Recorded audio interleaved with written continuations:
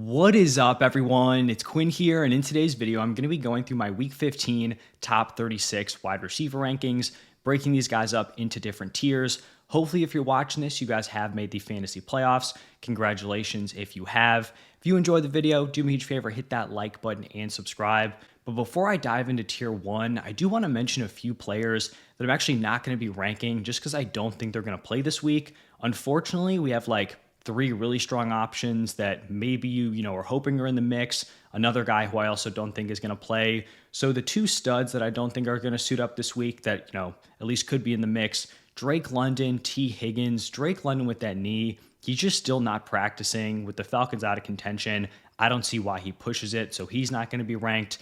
T Higgins in concussion protocol. He missed the 1 week with the concussion, came back, hit his head at least a couple of times.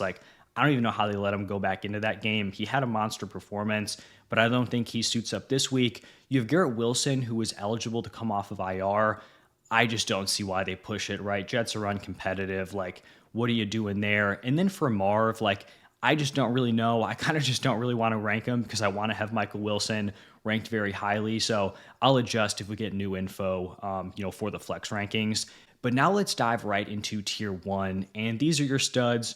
Regardless of matchup, you're going to be starting your top dudes. So Puka Nacua coming off a monster day. JSN, also a big game. Jamar Chase, not a great game in week 14, but I'm not going to have Jamar Chase outside of tier 1, especially if I think T Higgins is going to miss this game. Amon-Ra St. Brown came back, I think it was on a short week, or no, it was Thursday to Thursday, but played through that ankle injury. Looked pretty solid. He's in my tier 1 range, also in a trailing game script potentially against the Rams. And then the last guy in this tier, rough game for Rashee Rice, but he has still been a high-end wide receiver 1 since coming off the suspension.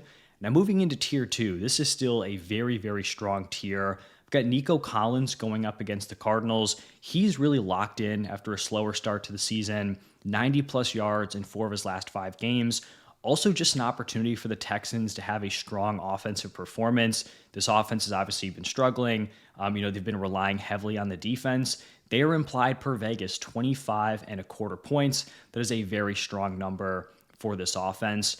Up next, I've got the Cowboys wide receivers with CeeDee Lamb and George Pickens. CeeDee Lamb left the week 14 game with a concussion, assuming he's back this week. Honestly, the reason these guys aren't ranked higher is just the matchup. The Vikings have actually allowed the fewest points per game to the wide receiver position, but obviously they're still wide receiver 1s. In any normal size league, they're going to be locks in your lineup. Someone who continues to rise week after week, A.J. Brown going up against the Raiders. In his last 3 games, he has put up 25, 35.2, and 16 PPR points. He's gone for at least 100 yards in all 3 of those games. And then he gets a really strong matchup against the Raiders, who are giving up the 5th most points per game to the wide receiver position. So if you were patient, you held on to A.J. Brown, potentially bought low on him, you have to be feeling great heading into the fantasy playoffs with him at your wide receiver position. Also in this tier, Devontae Adams going up against the Lions. Actually, his first game without a touchdown since week 6 in week 14, so he had been on that crazy roll.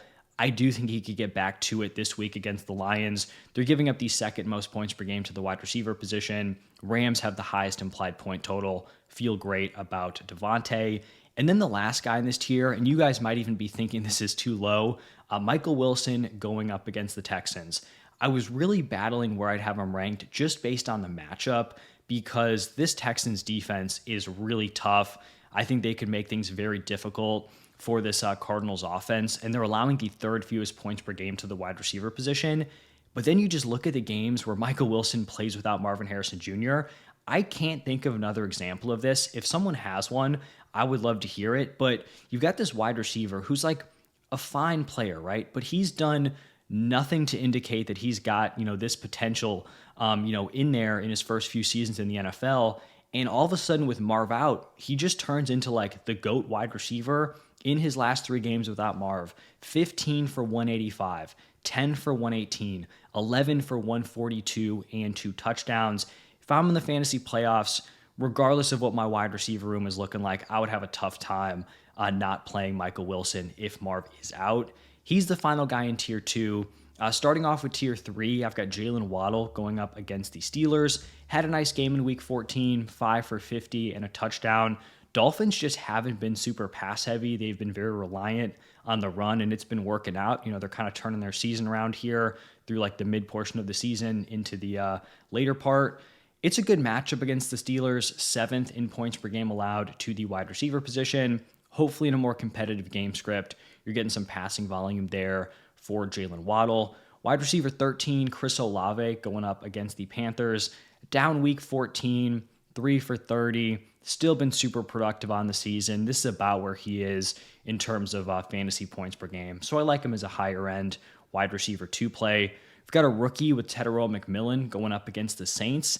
And his last few games have been a little bit weird because early on in the season, he had this very high floor where he was commanding volume, logging these solid performances, but he wasn't getting into the end zone. Now in his last 2 games, he has only caught 3 total passes, 3 total in those 2, but he has scored 4 touchdowns in his last 3 games. So now he's sitting in the touchdown department, but the volume hasn't really been there, at least in terms of his receptions. So hopefully in the fantasy playoffs, maybe we're getting like a strong close to the season. He can combine those 2 things. Don't hate the matchup against the Saints.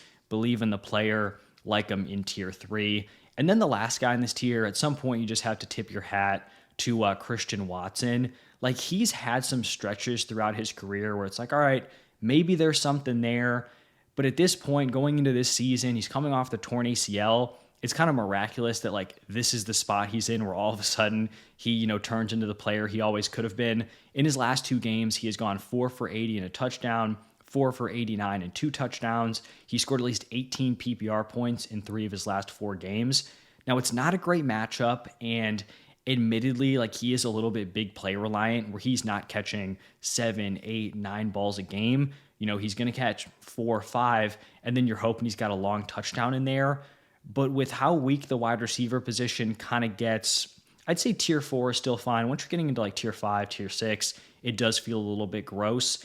And so like, you just got to kind of ride the hot hand at some point. He's been super productive. Jordan Love coming off a really strong game against the Bears. So he's going to be my last guy in tier 3.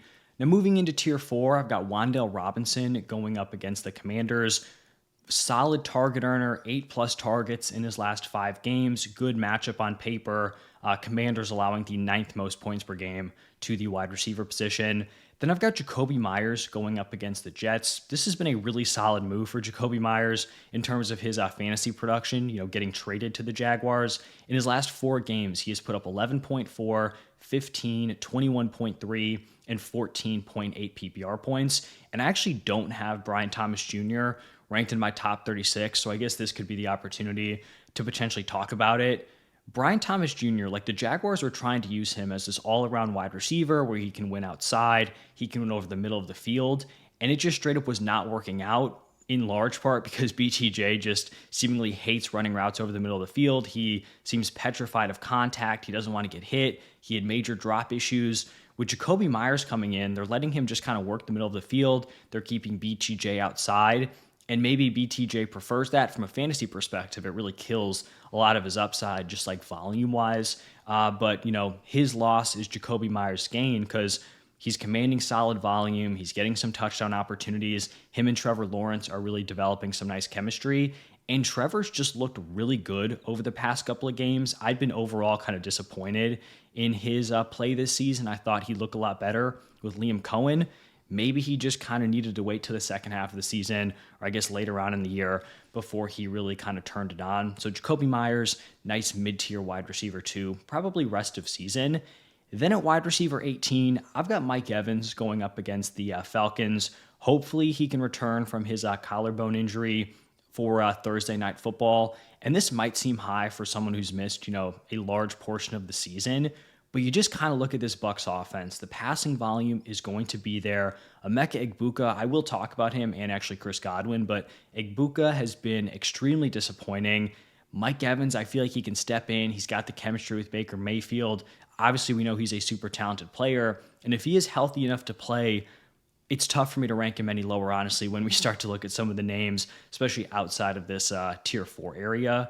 After Evans, I've got Zay Flowers. Really nice bounce back performance.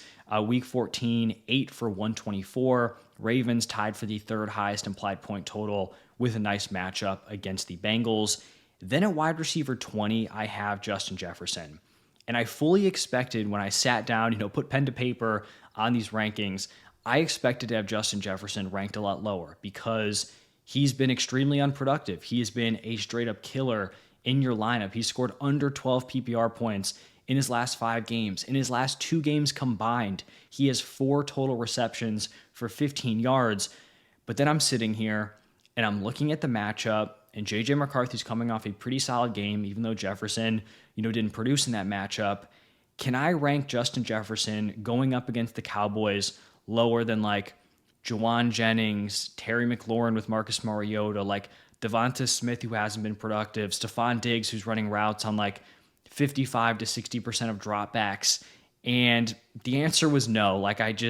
I stayed with Justin Jefferson. The Cowboys are allowing the most fantasy points per game to the wide receiver position. Like I said, J.J. McCarthy, even though it didn't lead to Jefferson production, he did look decent in a plus matchup in week 14. And so if you roster Jefferson and you're like, I am just done with this dude, he's on my bench, I completely get it. For me, I am willing to play him in like this mid-tier wide receiver 2 range, even though it feels very gross, and he has just been a complete killer in your fantasy lineup. And I mean, if you have him and you've made the playoffs, like congratulations, because you probably killed the draft everywhere else to survive your round 1 pick, just completely tanking. And then the final player here in tier 4, Jameson Williams going up against the Rams. Week 14, thought it could be like a real smash spot, potentially no Amon-Ra St. Brown. Great matchup against the Cowboys. Amon-Ra ends up playing, but Jameson Williams still logs a nice performance, 7 for 96. Now, it does scare me a lot to like play JMO in a must-win game, right? Because he could go out there, go 6 for 100 and a touchdown. He could also go out there and not catch a single pass, catch 2 passes for 10 yards. He is very boom or bust, but I think the risk is worth it here. Also, 5.5-point dogs, probably a high-scoring game upcoming against the Rams. Now, moving into tier 5, this is where the rankings start to feel a little bit sketchy, which is kind of funny because when you look at the names in these rankings, like these are guys who I believe are very good NFL wide receivers. They're just kind of weird situations they're in right now, kind of questionable offenses. Maybe they've got weird roles. I'll start it off with Juwan Jennings going up against the Titans. In his last 5 games, he has put up 14.1, 17.1, 9.4, 15.1, and 13.9 PPR points. It's a great matchup against the Titans. They are top 8 in points per game allowed to the wide receiver position. Jennings and Purdy clearly have solid chemistry. I think Shanahan does just have a lot of control on kind of where the targets are directed in this offense. And early in the season, when Ricky Pearsall was healthy, he was getting a lot of those opportunities. Him missing all this time, coming back, he's pretty much been a non-factor. And so Juwan Jennings does look like the clear wide receiver 1 here. And I think he's a nice back-end wide receiver 2 play. Then I've got Terry McLaurin going up against the Giants. Seems like we might get Marcus Mariota at quarterback. The Jaden Daniels just injury management has been pretty egregious in my opinion. I really hope just like for the long-term sake of Jaden Daniels, that he does not return this week or this season.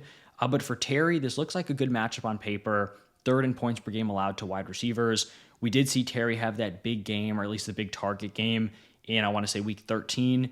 In that Marcus Mariota game, was it Monday night or Sunday Night Football against the Broncos? So you're hoping for one of those performances, but like outside of that one big game, Terry has just not been super productive so far this season. Another guy who's kind of been sketchy as of late, Devonta Smith going up against the Raiders. Good matchup on paper, like I talked about with A.J. Brown, 5th in points per game allowed to the wide receiver position. But, after A.J. Brown's, kind of throwing the tantrum, he's getting, a ton of opportunities week after week. And Devonta Smith is not. He has just not been super productive over the last few games. And so he's kind of relegated to this fringe wide receiver 2 area. It is funny just like how talented the players are in this range, despite them feeling like sketchy plays for the playoffs. Another one of those dudes, Stephon Diggs, going up against the Bills. In his last 2 games, he has combined for 5 receptions for 46 yards. Stephon Diggs is still a very good wide receiver. The Patriots are just opting, and like it's working out for them, but they're opting to go for this like wide receiver by committee where you have a million dudes running routes, and you've got like Booty, I think, who's been like the clear route leader, and Stephon Diggs is in like that 50 to 65% route participation range. And for pretty much any other wide receiver, like that is unplayable usage. Stephon Diggs has kind of made it work. And maybe he can find similar success that he found in week 5 in his first matchup against the Bills, the revenge game, 10 receptions for 146 yards. But it's also tough for me to project he's just going to have a monster game if he's, running routes on only 60% of the dropbacks. A couple more guys in this tier. Ladd McConkey going up against the Chiefs. Man, Cooper DeJean, Quinyon Mitchell, they had Ladd McConkey in hell in week 14. Only one reception for 12 yards. It's really tough at this point to trust any of the Chargers' weapons. Herbert's getting no time. There's a lot of mouths to feed, and there's just not a huge pie at this point in the season. Ladd scored he's gone for under 40 yards in his last 3 games. Justin Herbert, 68% pressure rate in week 14. That is an absurd number. I want to say it's the 6th highest in the last 10 years. So the offensive line is terrible. This is a good Chiefs defense. Ladd McConkey, very talented player. I'd like to see him bounce back, but at this point, he is a high-end wide receiver 3 for me. And then I've got Courtland Sutton. He's been a little bit more steady, had kind of a rough midseason, but last 3 games, 4 for 59, 5 for 62 and a touchdown, 6 for 62. I do think the ceiling is just a little bit lacking, and a pretty tough matchup this week for the Broncos going up against the Packers. I've got 3 players in tier 6, actually another tier with like wide receivers who I do think are pretty good, just in weird spots. I've got Emeka Egbuka going up against the Falcons, and I can't quite remember a season like this, especially out of a rookie, where Emeka Egbuka comes out of the gates absolutely firing on all cylinders. He's amazing. He's ultra efficient. He's super productive. He's this great fantasy option. And typically rookies, right, are building throughout the season. They're not completely tanking, over the second half of the year. And he is still commanding volume. It is just leading to 0 production. He has scored under 10 PPR points in 7 of his last 8 games, despite being targeted at least 8 times in his last 7. And early on in that stretch where, he was struggling, I put a lot of the blame on Baker, where it felt like every week Baker was missing him at least one time on like a deep touchdown pass. And that was the case. These last few weeks have been on Emeka Egbuka. In this game, he has a wide open touchdown. Is it a perfect throw? No, but a good wide receiver, a wide receiver 1 in the NFL, makes that play. He did not.